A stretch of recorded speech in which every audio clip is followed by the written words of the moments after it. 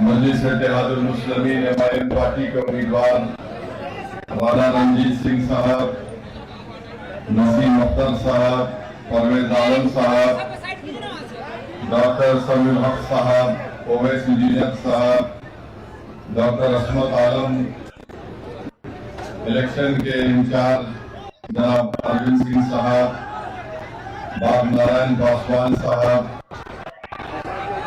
सिंह साहब, जो हमारे भाई राणा रंजीत सिंह साहब के पुत्र हैं, और तमाम मजलिस के जिम्मेदार हैं।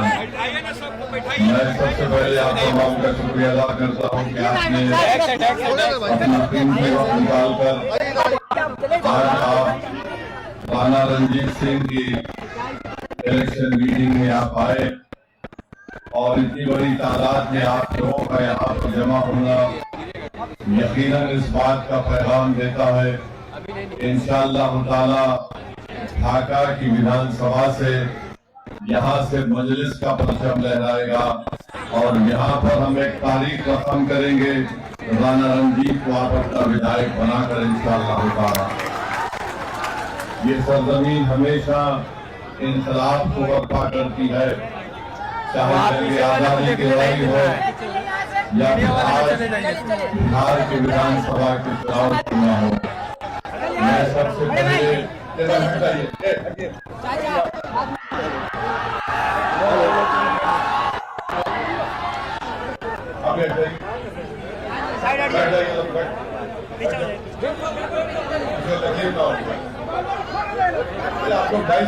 आपको 22 मिनट आराम से बैठे। मैं आपसे कह रहा था कि अभी हमने मौजूदा विधायक के गांव में वजीरुल हक साहब को उनकी बॉम्ब बेंचिंग की गई और राणा रंजीत सिंह साहब ने हम तमाम के सामने खड़े होकर ये कहा कि एमआईएम पार्टी वजीरुल हक साहब की कत्ल के ताल्लुक से इंसाफ चाहती है और हम पूछना चाहते हैं मौजूदा विधायक से कि जिन मुलजिमीन को गिरफ्तार किया गया वो तमाम के तमाम आपके करीबी साथी हैं, इसलिए उनकी भी जिम्मेदारी आयद होती है कि वो वजीरुल हक साहब को जो मारा गया उन लोगों को अपनी पार्टी से निष्कासित करें, निकाले, ताकि इंसाफ का एक पैगाम जा सके। दूसरी अहम बात यह है कि ढाका में हमने अभी सुना कि हमारे उम्मीदवार राणा रंजीत सिंह साहब का मैंने इनाम का ऐलान अप्रैल के महीने में किया। आज हम अक्टूबर के आखिर में आ चुके हैं, तो मुझे उम्मीद है कि हमने आप पर एतमाद करके जो राणा रंजीत के नाम का ऐलान किया, आप लोग जरूर अपना एक वोट 6 तारीख को 11 तारीख के दिन आप राणा रंजीत के हक में पतंग छाप पर बटन दबाकर अपने इत्तेहाद का सबूत देंगे। ढाका विधानसभा में जो नेपाल से बॉर्डर लगा हुआ है, अगर आप राणा रंजीत को कामयाब करेंगे, मैं आपसे वादा कर रहा हूं कि यहाँ पर जो डीजल की और फर्टिलाइजर की जो स्मगलिंग होती है, इंशाअल्लाह ताला वो स्मगलिंग रोकी जाएगी जो बीजेपी के विधायक ने नहीं रोक पाया। आप अगर 11 तारीख को पतंग छाप के निशान पर बटन दबाकर राणा रंजीत को कामयाब करेंगे, तो मैं आपसे वादा कर रहा हूं कि ढाका में जो यहाँ पर बस स्टैंड नहीं है, इंशाअल्लाह उस बस स्टैंड को बनाया जाएगा। अगर आप 11 तारीख को राणा रंजीत को पतंग छाप के निशान पर बटन दबाकर वोट देंगे और कामयाब करेंगे, तो आप ये बात मेरा पैगाम लेकर जाइए कि बीजेपी के विधायक के दौर में और एनडीए की हुकूमत के दौर में, नीतीश कुमार के दौर में, मोदी के दौर में जो यहाँ पर भ्रष्टाचार और रिश्वत को आम कर दिया गया है, अगर आप गवर्नमेंट के दफ्तर में जाते हैं, ऑफिस में जाते हैं, तो आवास योजना के लिए इतनी रिश्वत, पेंशन के लिए इतनी रिश्वत, म्यूटेशन के लिए रिश्वत, राणा रंजीत कामयाब होगा तो इंशाअल्लाह ताला ये रिश्वत के तमाम अड्डे बंद होंगे और गरीब जनता को उसका फायदा मिलेगा। आप राणा रंजीत को ढाका से कामयाब करिए। जो डिग्री कॉलेज नहीं है, खास तौर से हमारी बेटियों की तालीम को जारी रखने के लिए राणा रंजीत को डिग्री कॉलेज बनाएगा। बिहार की ट्रांसपोर्ट की बसेस नहीं है और उसी वजह से हमको और आपको छोटे छोटे सफर को तय करने के लिए प्राइवेट गाड़ियों में 40 से 50 रुपए देना पड़ता है। अगर विधायक होगा राणा रंजीत तो इंशाअल्लाह ताला गवर्नमेंट की बसें ढाका की रोड पर चलेंगी। जो ढाका और लोहका में जो रोड का काम पीएमजीएसवाई में रुका हुआ है वो इंशाअल्लाह दोबारा शुरू होगा। जो ढाका और सुगौली की उस रोड पर हमेशा पानी जमा हो जाता, जिसमें मार्केट में जाने से आपको तकलीफ होती है, इंशाअल्लाह वो काम पूरा किया जाएगा। बहरवा में, हरपुर में, नाग में, दैनहा में और परसौनी में जो रोड नहीं है, ये बीजेपी के विधायक की नाकामी का एक खुला सबूत है। जो रोड नहीं बना सका और आज आकर रोड का मुतालबा ढाका की जनता से कर रहा है। कामयाब करिए, यहाँ का नौजवान मैंने खुद अपनी आंखों से देखा कि बम्बई में जो लोग बनाते हैं, ऐसे 25,000 ढाका के नौजवान अपनी माँ और बहन और अपनी बीवियों को, अपने नौजवान बच्चे और औलाद को छोड़कर अपना पेट काटने के लिए, अपने घर में शराब जलाने के लिए वो बच्चे वो मुंबई में जाकर बैंक बनाते हैं। यहाँ पर इंडस्ट्री खोली जा सकती है, शर्त यह है कि आपके विधायक में इखलास हो, जो हुकूमत से लड़कर यहाँ पर इंडस्ट्री बनाए। ये काम इंशाअल्लाह ताला राणा रंजीत करेगा। ढाका का नौजवान पंजाब की खेतों में काम कर रहा है, दिल्ली में बिल्डिंगें बनती हैं, तो बहैसियत एक लेबर का काम ढाका का नौजवान करता है। कौन सा डबल इंजन सरकार का काम यहाँ पर हुआ बताइए। ढाका में मनरेगा का काम साल में 25 दिन अगर किसी गरीब को मिल गया तो बहुत बड़ा कारनामा हो गया। और आप जानते हैं मेरे भाई, एक अशरिया में ढाका ईस्ट की पंचायत में जो अस्पताल है, वहां पर एक्सरे की मशीन नहीं है, वहां पर खून का टेस्ट नहीं होता है। और 8वीं जमात के बाद, 8 क्लास के बाद ढाका में हमारी बेटियों को पढ़ने के मौके नहीं मिलते हैं। बताओ जायसवाल, तुमने कौन सा काम किया? तुम्हारी डबल इंजन की सरकार थी। डबल इंजन कहाँ का डबल इंजन? इंजन है का खाली एक नाम बोलते हैं और काम तो कुछ नहीं हुआ। आप जाकर देख लीजिए, स्कूल है, बाउंड्री वॉल नहीं है। मॉडल स्कूल जो बन रहा है 2022 से बन रहा है, अब तक मुकम्मल नहीं हुआ। ढाका का सब डिविजनल अस्पताल, ना यहाँ डॉक्टर है, ना एक्सरे की कोई मशीन है। मेरे अजीज दोस्तों और बुजुर्गों, 35 से 40 किलोमीटर क्या ये बात सच नहीं है कि अगर कोई बीमार पड़ जाता है तो मोतिहारी के सदर अस्पताल को ले जाने के लिए 35 से 40 किलोमीटर का सफर ढाका के गरीब को करना पड़ता है। ये डबल इंजन है। ये कहाँ का डबल इंजन? ये इंजन चलता नहीं, सिर्फ दिखाने के लिए है बीजेपी का, नीतीश कुमार का। और आप जानते हैं कि सैलाब आता है, जो नदी है बागमती और लाल बकिया, इसका खास असर नैनहा में और बसगढ़ी में पड़ता है। इस नौजवान को कामयाब करो।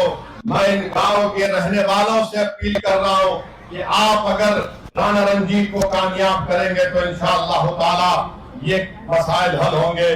ढाका शहर में आप देखते हैं कि पानी भर जाता है, और आप ये भी जानते हैं कि यहाँ पर धान, मकाई और गेहूं की कीमत नहीं मिलती है। ये कैसा देश का प्रधानमंत्री है? ये कैसा बिहार का मुख्यमंत्री है जो बिहार की जनता को झूठ पे झूठ बोला जा रहा है? किसान को उसकी कीमत नहीं मिलती, न मकाई की कीमत मिलती, न गेहूं की मिलती, न धान की मिलती है। आपको जरूरत है तो एक काम करने वाले विधायक की जरूरत है। सिंचाई का कोई इंतजाम नहीं है। डीजल ट्यूबवेल की वजह इस्तेमाल करने की वजह से किसान को बड़ी तकलीफ हो जाती है, उसके मुनाफे में कमी आ जाती है। क्या इस विधायक ने यहाँ पर किसानों के लिए कोई कोल्ड स्टोरेज का इंतजाम किया? जोर से बोलिए, इंतजाम किया। अल्लाह करे कि उसकी कान में आपकी नहीं की आवाज सुनाई दे दे। आप बताइए, बीजेपी और जेडीयू बार बार कहते हैं कि हमने ऐसा कर दिया। अरे ये तमाम यहाँ पर ढाका विधानसभा में कुछ काम नहीं हुआ, बल्कि आप देखते हैं कि मंसूबाबंद तरीके से ढाका विधानसभा को कमजोर कर दिया गया। तो हम उम्मीद करते हैं आपसे कि आप 11 तारीख के दिन अपने के कोर्ट का इस्तेमाल करेंगे। दूसरी तरफ एक और पार्टी है इंडिया अलायंस, अपने आप को गठबंधन कहती है। अब गठबंधन की हकीकत ये है कि जो हमारे वीआईपी पार्टी के लोग हैं, अभी इलेक्शन शुरू नहीं हुआ तो उनके जिम्मेदार ने कह दिया कि बिहार में हमारा मल्ला समाज की आबादी 3% है और हमारा उप मुख्यमंत्री होगा। मैं आपसे पूछना चाहता हूं, अगर मल्ला समाज जो 3% की आबादी है और वो तेजस्वी के बाजू बैठकर कहता है कि हम उप मुख्यमंत्री होंगे, मैं ढाका की आवाम को और बिहार की जनता को खास तौर से वो 17% अल्पसंख्यक समाज को पैगाम दे रहा हूं। 3% है और उनकी ताकत को देखो आप, उनके सियासी शऊर से सबक हासिल करो आप, और उनकी बहादुरी को देखो कि 3% और कह रहे हैं कि अगर हमारी सरकार बनेगी तो मुख्यमंत्री हमारा होगा। बताओ, आप 17% हैं, अगर मल्ला का बेटा उप मुख्यमंत्री बन सकता तो क्या आदम का बेटा मुख्यमंत्री नहीं बन सकता? हमको जवाब दो। अगर मल्ला का बेटा उप मुख्यमंत्री बन सकता तो क्या मोहम्मद का बेटा नहीं बन सकता मुख्यमंत्री? मेरे भाई, फैसला आपको करना है। 17% है, 3% है और 14% है। 14% है तेजस्वी और आप देते हैं टिकट उनको कितना? 14 है तो 36% टिकट दिया। जो 17% है उनको क्या दिया? उनको लॉलीपॉप दिया और बोला के बेटा चूसते रहना। तुम 14% और 36% तुम, और हमको बोल रहे दरी बिछाओ, दरी बिछाओ, दरी बिछाओ। हमारी बात क्या है कि हम हिस्सा चाहते हैं, बराबरी चाहते हैं। हम किसी के जर खरीद गुलाम नहीं है। तुमने आज जंजीरें तोड़ दी है। अगर यह हकीकी तौर पर आपको जंजीरें तोड़ना है तो अपने दिमाग से इस बात को हमेशा के लिए निकाल दो कि हम किसी के गुलाम नहीं, हम बराबरी चाहते हैं। अगर आप अपने दिमाग से इस बात को निकाल देंगे हमेशा के लिए तो याद रखिए, आप और हमसे इंसाफ होगा। बिहार तरक्की की राह पर जाएगा। अरे जो लोग बार बार एमवाई बोलते हैं, अरे बताओ कौन है? 15 साल लालू परिवार के लोग मुख्यमंत्री रहे, 20 साल से नीतीश कुमार मुख्यमंत्री हैं, 2 मर्तबा तेजस्वी उप मुख्यमंत्री बन गए। अरे हम पूछना चाहते हैं कि आखिर हमारा रोल क्या है? मजलिस आपको कह रही है कि राणा रंजीत हमारा बेटा, हमारा भाई है। आप राणा रंजीत को वोट भी डालेंगे और वोट भी हासिल करेंगे। याद रखिए, डरना नहीं है बीजेपी से। जमहूरियत है, ये चंपारण की सरजमीन है। जुल्म करने वाले अंग्रेजों को हमारे बुजुर्गों ने मार मार कर भगा दिया था अंग्रेजों को। अब आपको सिर्फ 11 तारीख को वोट डालना है राणा रंजीत को। क्या आप वोट डालेंगे राणा रंजीत को? क्या आप इन तमाम की बत्ती गुल करेंगे?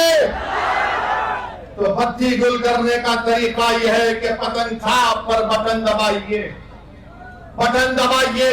और ये लोग जो हम पर उंगलियां उठाते हैं, हमको गाली देते हैं और बोलते हैं ओवैसी भड़काऊ भाषण देता है, ओवैसी वोट काटने के लिए आया। तो सुनो, 17% अल्पसंख्यक समाज बिहार के तुम्हारी तबाही और बर्बादी की दास्तान को तुम्हारे सामने बयान कर रहा हूं। क्या तुम जानते हो ये मुसलमान महिला 90% मुसलमान महिला अपने घर में मजबूर हो जाती है अपने बच्चे औलाद को जन्म देने के लिए। कहां गया तुम्हारा विकास? ये मैं नहीं कह रहा हूं, बिहार सरकार का डेटा कह रहा है।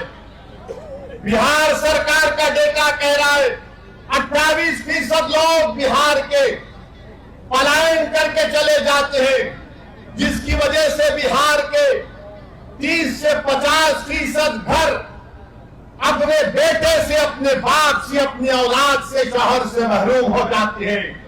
यह विकास है? यह तुम्हारा डबल इंजन की सरकार है?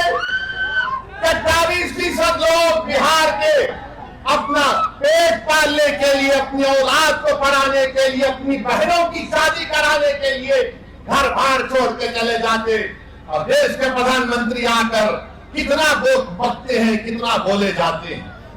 मेरे अजीज दोस्तों और बुजुर्गों, मैं आपको बताना चाह रहा हूं कि बिहार में नीतीश कुमार की 20 साल की सरकार और 15 साल की राजद की लालू परिवार की सरकार, वो पहला जंगल राज था, ये दूसरा जंगल राज चल रहा है।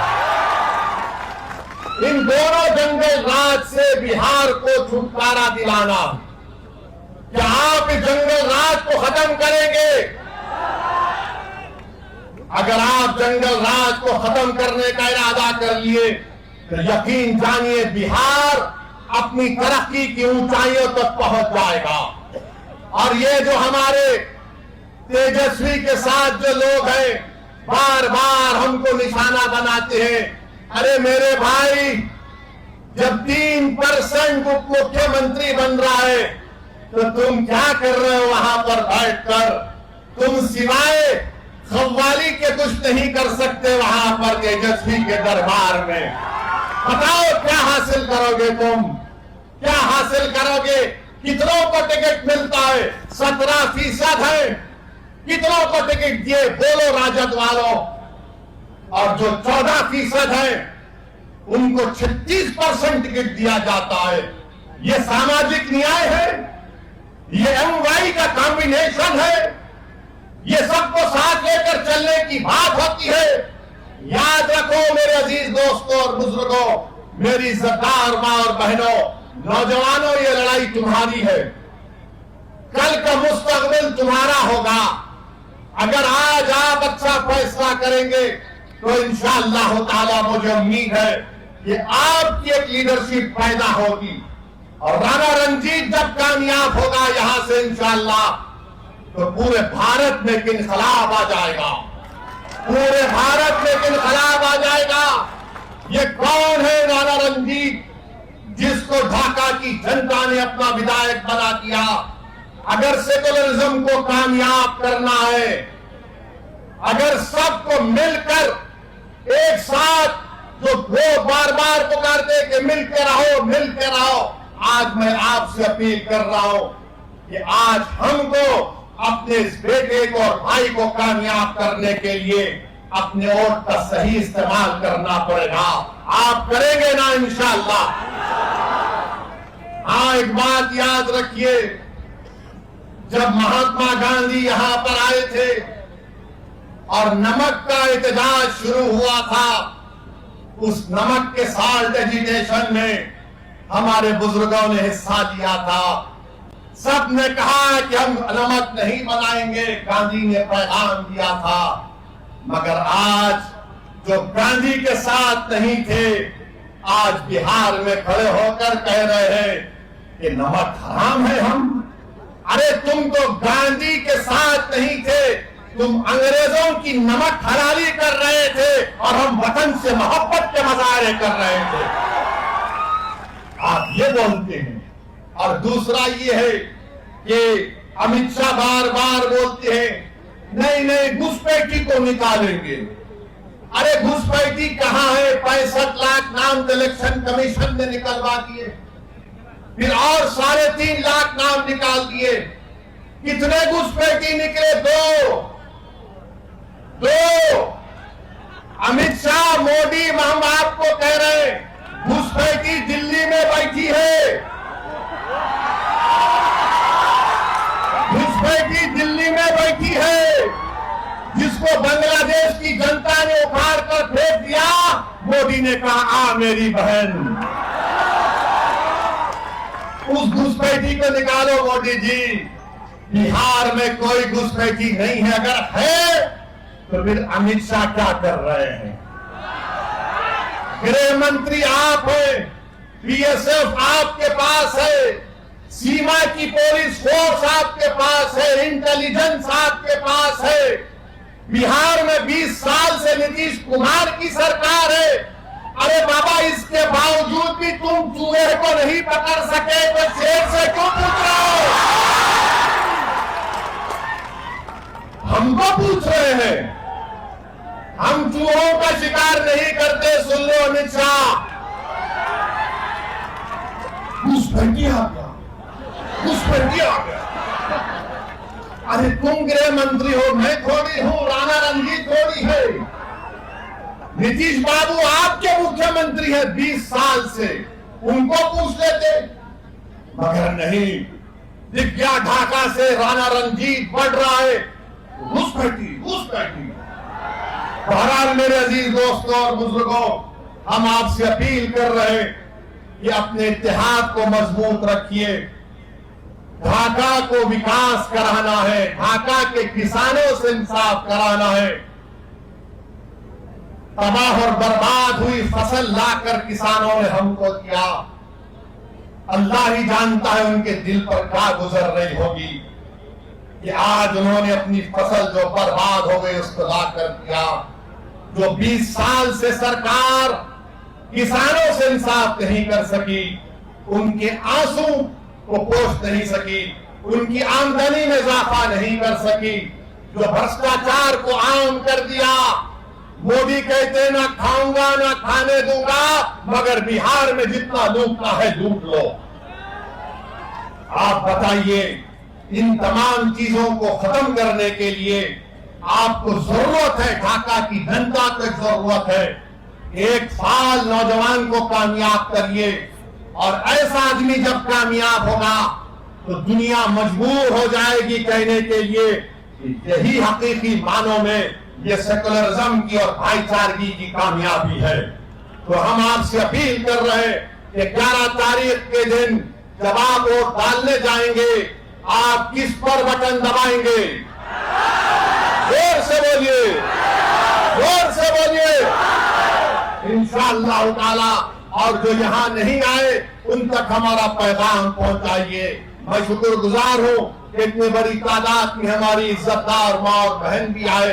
अल्लाह आप तमाम को सलामत रखे। मुझे मुंगेर जाना है, इसलिए आपसे इजाजत चाहता हूँ। अस्सलाम वालेकुम व रहमतुल्लाहि व बरकातहू। पतन साहब, पतन साहब।